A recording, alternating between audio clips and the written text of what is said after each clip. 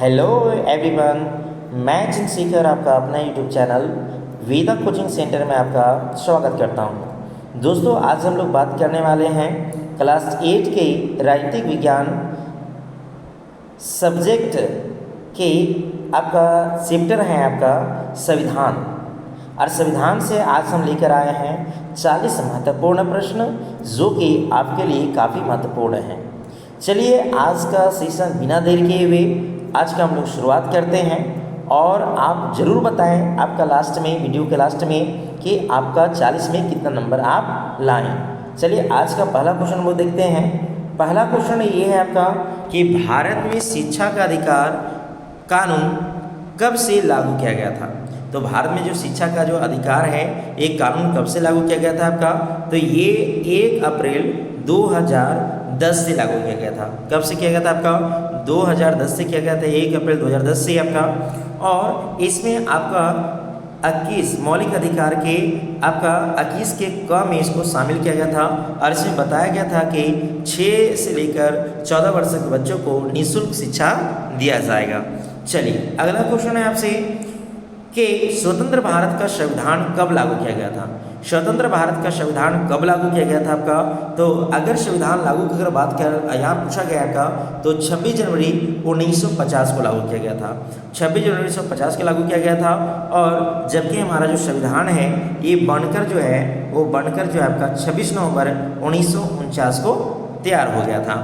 चलिए अब अगला क्वेश्चन देखते हैं। अगला क्वेश्चन है संविधान के निर्माण में कितना समय लगा था। यानी भारत के जो संविधान है, संविधान के निर्माताओं के द्वारा लिखने में इसको कितना समय लगा आपका, बनने में कितना समय लगा आपका। तो इसका सही आंसर हो जाएगा 2 वर्ष 11 माह 18 दिन का। कितना होगा आपका, 2 वर्ष 11 माह 18 दिन का आपका। और भारत के संविधान लिखने में लगभग 60 से ज़्यादा देशों का सहायता लिया गया। ठीक है, चलिए अगला क्वेश्चन हम लोग बात करते हैं।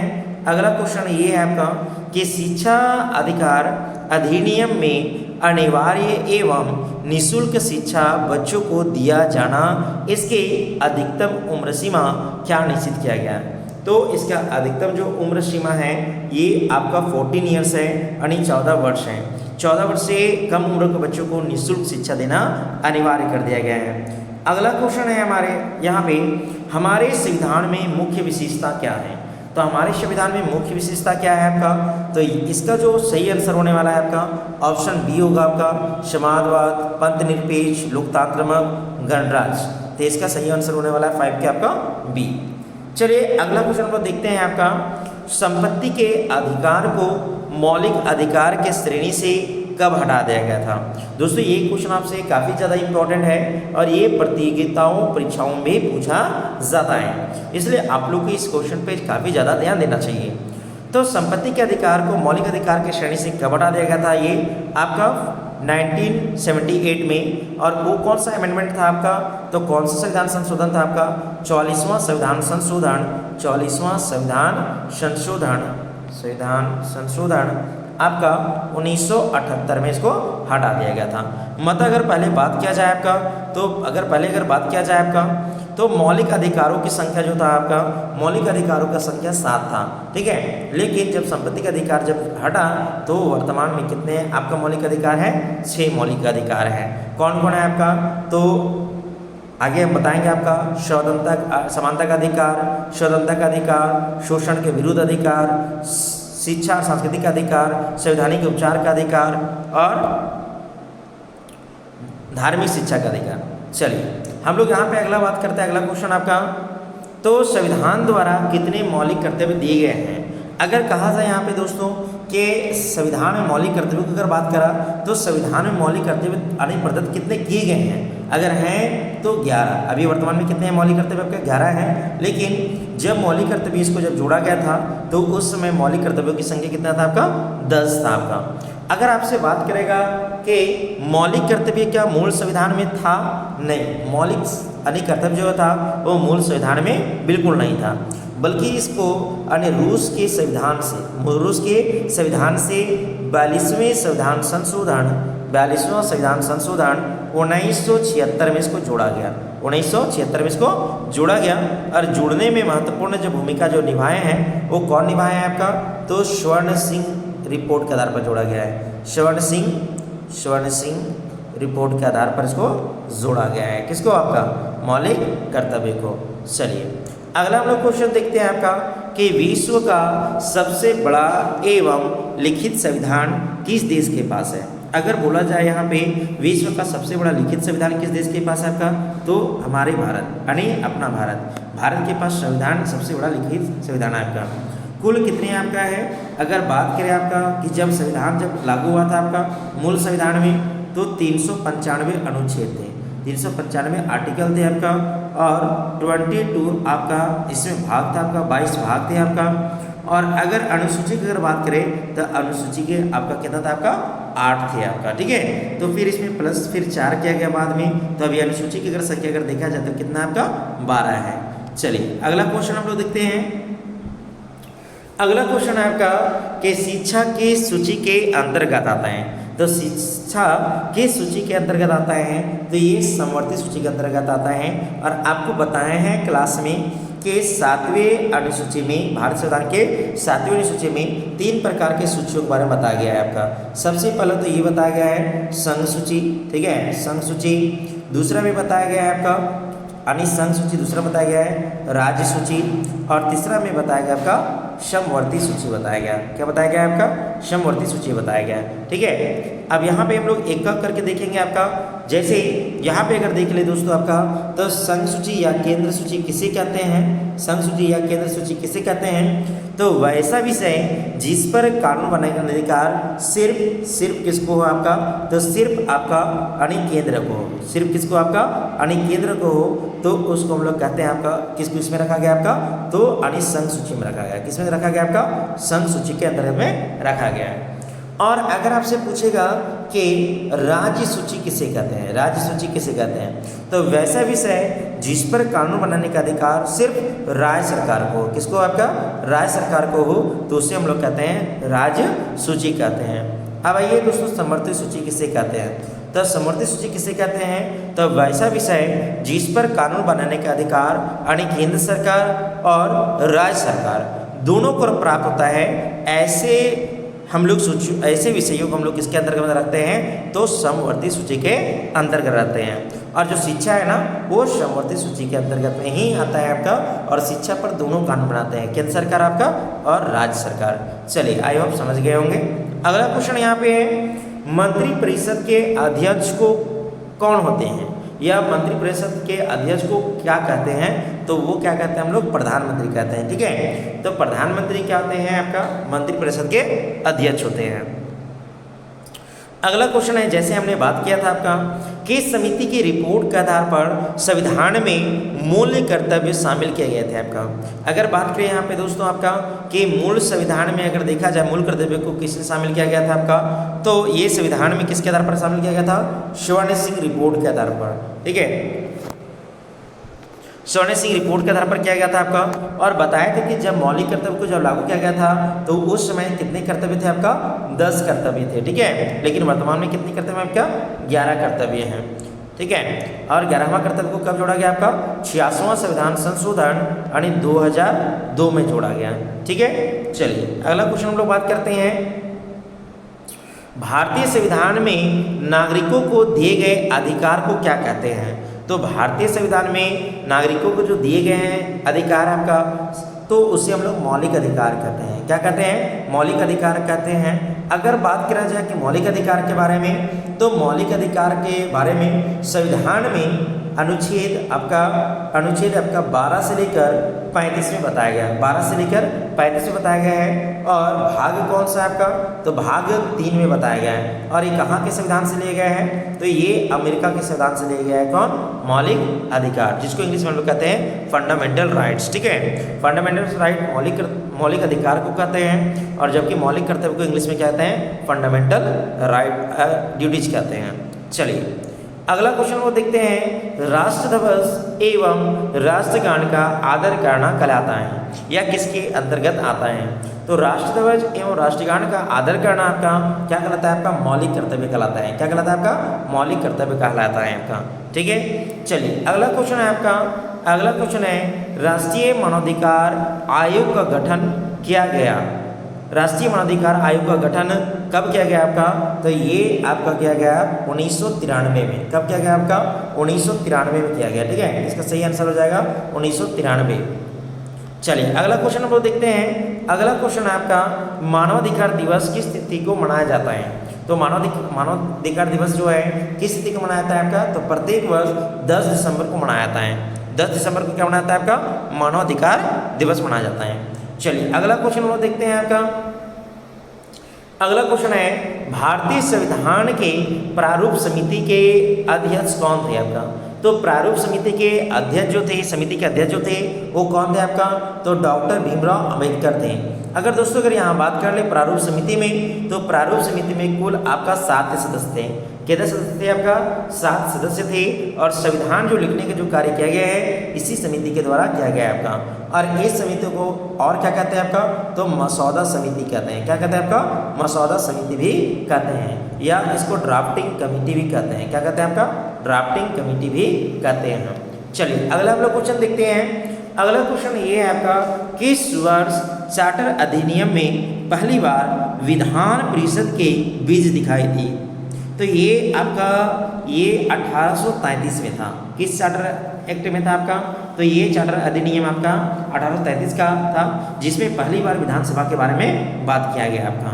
चलिए अगला क्वेश्चन को देखते हैं कि भारत में कैसी शासन प्रणाली है? तो अगर दोस्तों यहाँ बात करें आपका कि भारत में कैसे शासन प्रणाली आपका है, तो संसदीय शासन प्रणाली है। कौन सा प्रणाली है? संसदीय शासन प्रणाली है आपका।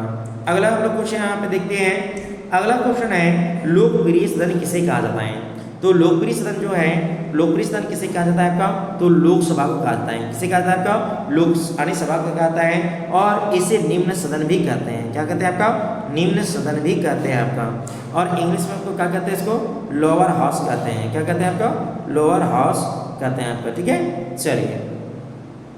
और इसे राष्ट्रपति के द्वारा भी भंग किया जा सकता है अगर प्रधानमंत्री और मंत्रिपरिषद अगर चाहे तो।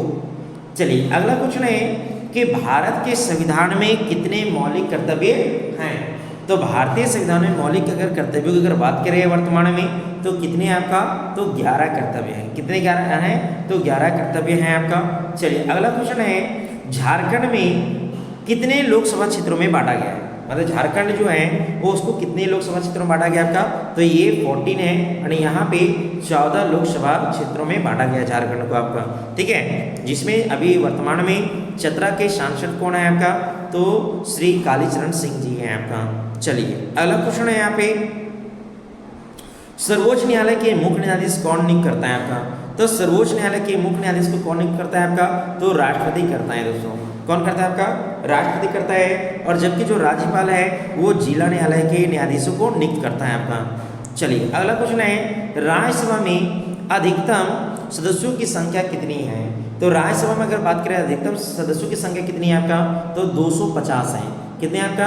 250 है आपका। लेकिन वर्तमान में अगर देखा जाए तो कितने पद पर लोग बने हुए हैं आपका, निर्वाचित हुए हैं आपका?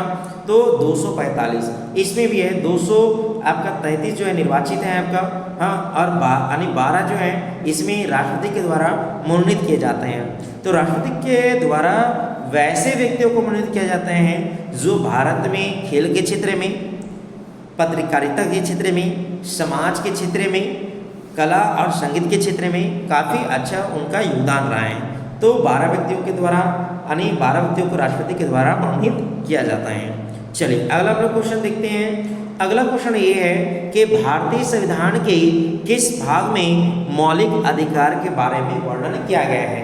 तो मौलिक अधिकार के बारे में जो वर्णन किया गया है ये भाग 3 में किया गया है। किस में किया गया है आपका?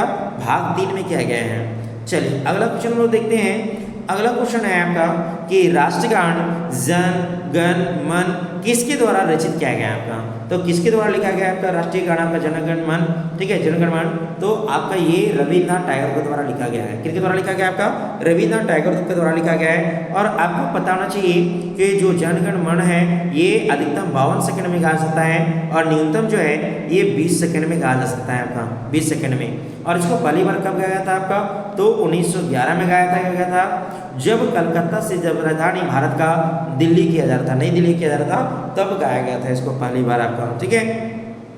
चलिए अब हम लोग अगला क्वेश्चन देखते हैं, अस्थाई सदन किसे कहा जाता है? तो अस्थाई सदन किसे कहा जाता है? जिसे कभी भंग नहीं किया सकता है, जिसको कभी भंग नहीं किया सकता, उसे हम लोग क्या कहते हैं आपका? अस्थाई सदन कहते हैं आपका। तो इसका जो सही आंसर होगा वो आपका राज्यसभा होगा। और राज्यसभा के सदस्यों का कार्यकाल हम क्या बोल रहे हैं, गौर सुनिएगा। राज्यसभा के सदस्यों का कार्यकाल कितना होता है? 6 वर्ष का होता है। राज्यसभा कभी भंग नहीं होता है। जबकि लोकसभा के सदस्यों का कार्यकाल कितना होता है आपका? 5 वर्ष होता है। और लोकसभा का कार्यकाल से पूर्व भी, लोकसभा कार्यकाल से पूर्व मतलब 5 वर्ष से पहले भी भंग हो सकता है। चलिए अगला क्वेश्चन है कि राज्यसभा में राष्ट्रपति द्वारा मनोनीत सदस्यों की संख्या कितनी होती है? तो जैसे हमने अभी ऊपर के क्वेश्चन में डिस्कस करा था आपका, कितने आपका? तो 12 व्यक्तियों को राष्ट्रपति के द्वारा मनोनीत किया जाता है। चलिए अगला क्वेश्चन है आपका दोस्तों, यहाँ पे अगला क्वेश्चन है आपका कि लोकसभा में राष्ट्रपति के द्वारा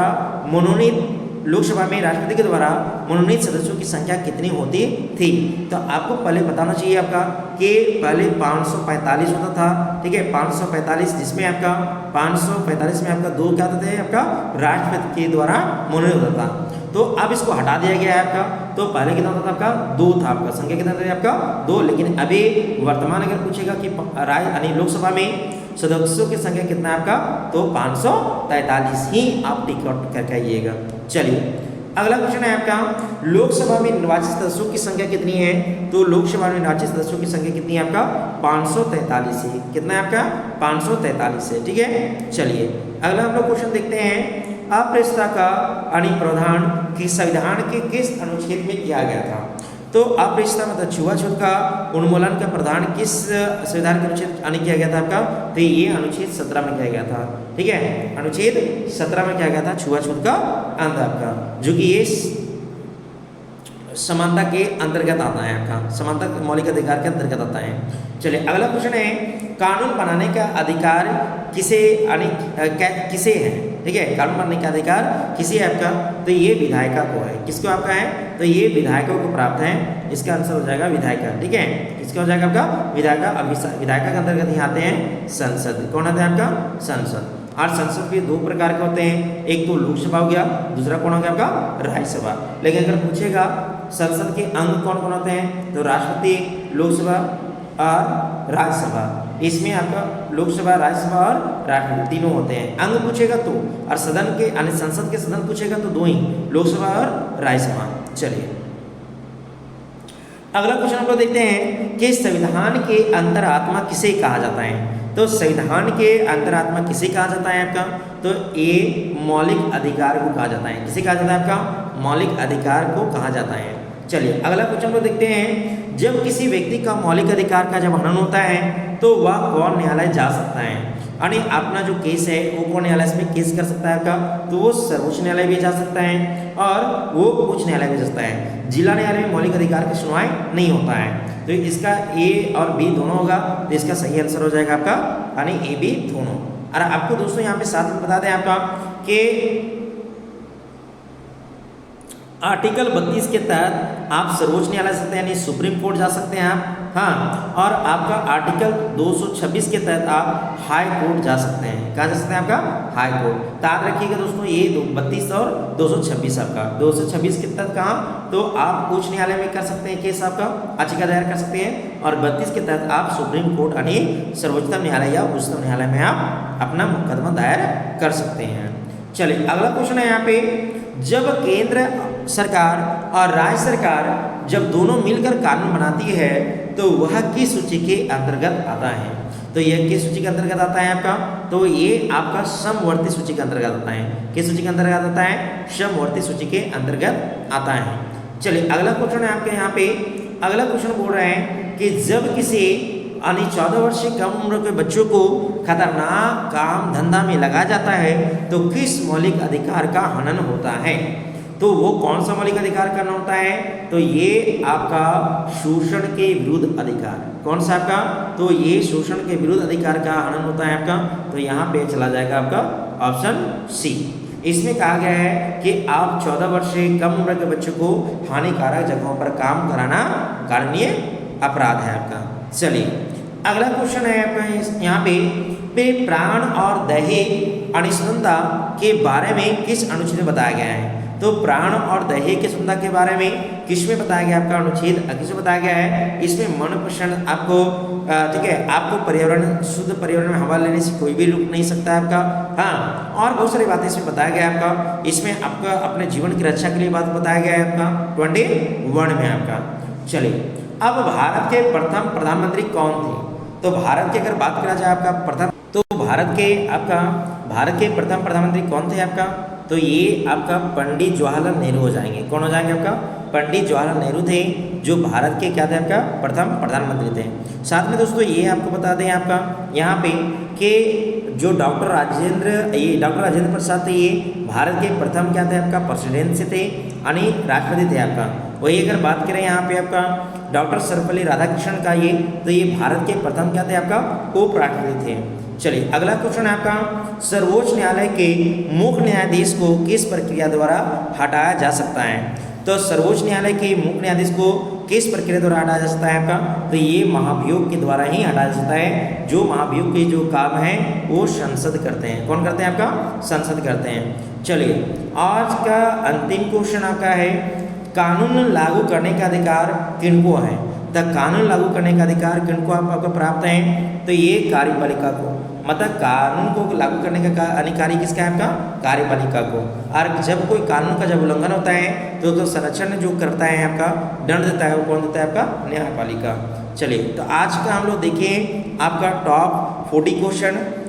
आई होप आप सभी क्वेश्चन को कर पाए होंगे और आपका कितना नंबर आया वो कमेंट बॉक्स में ज़रूर अपना नंबर कमेंट करें। चलिए आज के लिए इतना ही, धन्यवाद। फिर अगले वीडियो में मिलते हैं, तब तक के लिए बाय।